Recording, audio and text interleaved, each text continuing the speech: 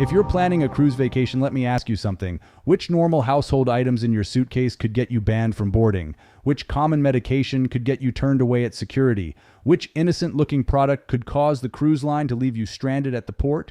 If you can't answer these questions with certainty, you're at risk right now. I've worked on cruise ships for over a decade, and I can tell you this. Cruise lines deliberately hide this information, because the more people know, the more cancellations they'll face. But today I'm breaking that silence. I'm going to reveal everything that could prevent you from boarding, every banned item, every hidden rule, every scenario where passengers get left behind. Because you deserve to know whether the cruise line wants you to or not. Let me start with something that shocks almost everyone. The minibar rule.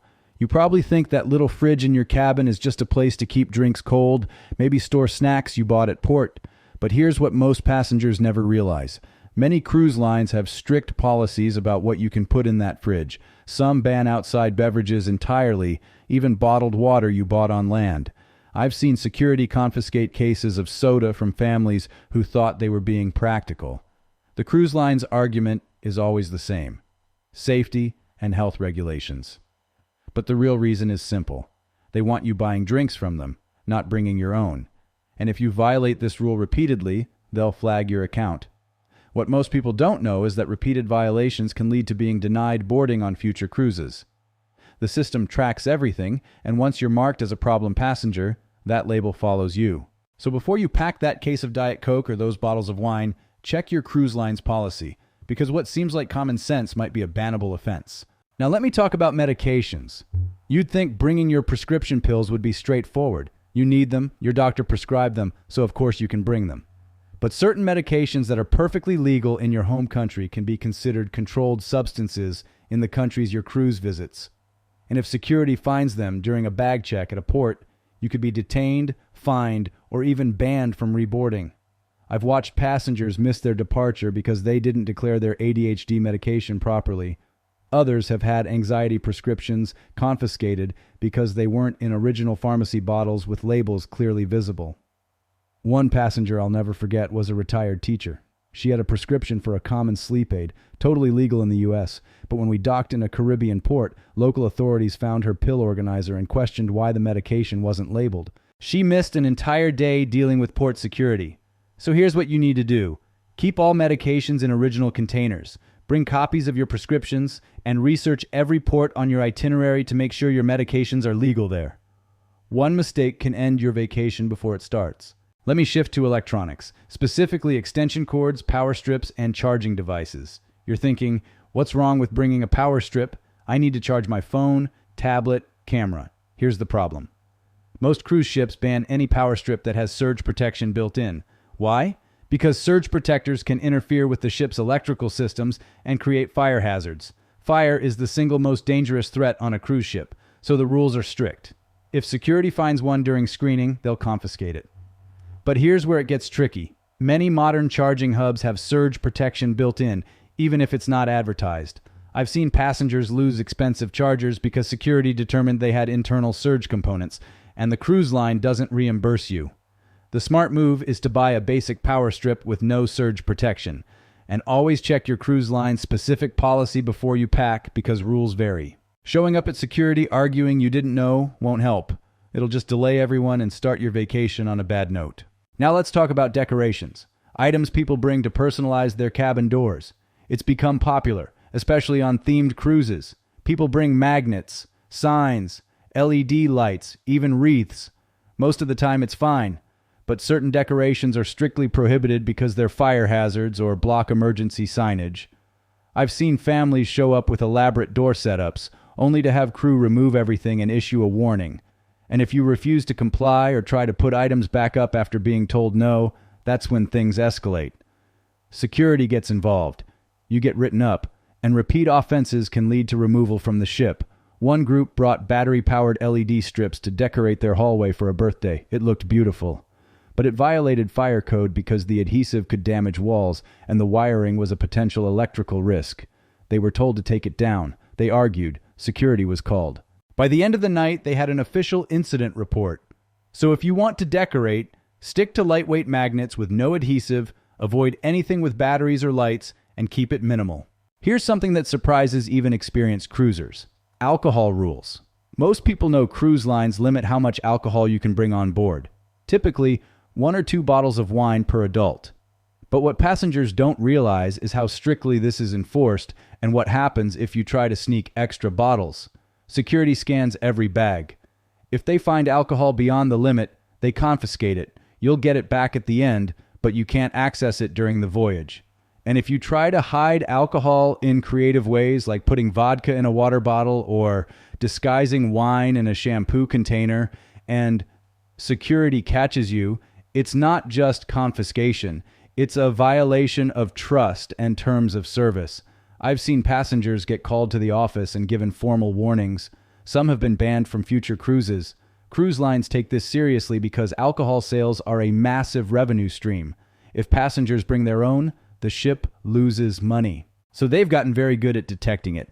X-ray machines, random checks, crew members trained to spot suspicious behavior, and penalties have gotten harsher. So follow the rule exactly. Bring your allowed bottles and buy drinks from the bar if you want more, because trying to outsmart the system isn't worth the risk. Let me talk about CBD products. In many states, CBD oil, gummies, and creams are completely legal. You can buy them at grocery stores, so passengers assume they can bring them on a cruise. Big mistake. Most cruise lines classify CBD as a prohibited substance, even if it contains 0 THC. Why? Because cruise ships operate under maritime law and visit multiple countries with different regulations. Rather than navigate that complexity, cruise lines just ban it entirely. I've watched security confiscate CBD products from passengers who insisted they were legal and had receipts. Didn't matter. The cruise line's policy overrides local laws. And if you're caught trying to bring it on board after being warned, that's grounds for being denied boarding. One passenger was a woman in her 60s who used CBD cream for arthritis pain, totally legal in her home state.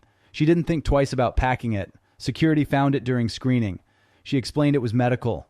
They didn't care. They took it, and she was left without pain relief for the entire week. So before you pack anything with CBD, check your cruise line's policy explicitly. Now, let's talk about behavior that can get you banned before you board. Social media. Cruise lines monitor online activity more than you think. If you've posted complaints, negative reviews, or threatened legal action against a cruise line on social media, they may flag your account. I've seen passengers show up for embarkation only to be told their reservation was canceled due to previous conduct. The cruise line doesn't have to explain in detail. They reserve the right to refuse service to anyone they deem a problem.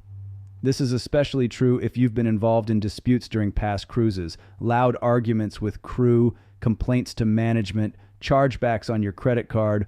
All of this gets documented. And if the cruise line decides you're more trouble than you're worth, they'll quietly block future bookings. You won't get formal notification. You'll just find that reservations keep getting declined. So if you've had issues with a cruise line in the past, tread carefully. Be polite in all communications.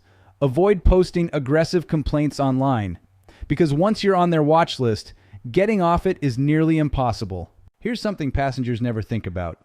Dress code violations. Yes, you can be denied access to certain areas or even removed if you repeatedly violate dress codes. Most cruise lines have formal night requirements for the main dining room. If you show up in shorts and flip-flops, they'll turn you away. But what surprises people is that repeat violations can escalate. I've seen passengers who repeatedly ignored dress codes get called to guest services and issued warnings. And if they continue, the cruise line has the right to restrict dining privileges or even disembark them at the next port.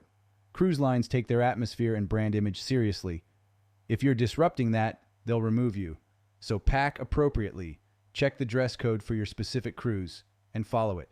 Because thinking rules don't apply to you is the fastest way to find yourself banned. Let me talk about medical conditions. Cruise lines have the right to deny boarding to passengers they deem medically unfit to sail. They determine this based on a questionnaire you fill out during booking. If you indicate certain conditions like advanced heart disease, recent surgery, or mobility issues requiring significant assistance, the cruise line may require a doctor's note clearing you to travel. And if you don't provide it, or if the medical team decides you're too high risk, they can cancel your reservation. I've watched elderly passengers get turned away at embarkation because they didn't bring required medical documentation. They'd booked months in advance. paid thousands, and showed up excited. But without that doctor's clearance letter, security wouldn't let them board. And the refund policy in these cases is often minimal. So if you have any medical conditions, be proactive.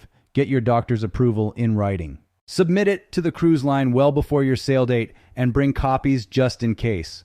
Here's the final thing that could get you banned: debt. If you owe money to a cruise line from a previous voyage, unpaid bar tabs, damages to your cabin, medical bills you didn't settle, they will not let you board another cruise until that debt is cleared. And they track this across their entire fleet. I've seen passengers arrive at check-in only to be told they have an outstanding balance from years ago. They'd forgotten about it. Maybe they disputed a charge and thought it was resolved. But in the cruise line system, it's still unpaid. And until they settle it right there at the terminal, they're not boarding. So before you book your next cruise, log into your account and make sure there are no unresolved charges. Check past statements. Confirm everything is settled. Because an unpaid $20 bar tab from 3 years ago could cost you your entire vacation. So there you have it. The things cruise lines desperately hope you never learn. From minibar rules and medication restrictions to electronics bans and dress code enforcement, every single one of these can stop you from boarding or get you removed mid-cruise. And the worst part is that most passengers find out too late.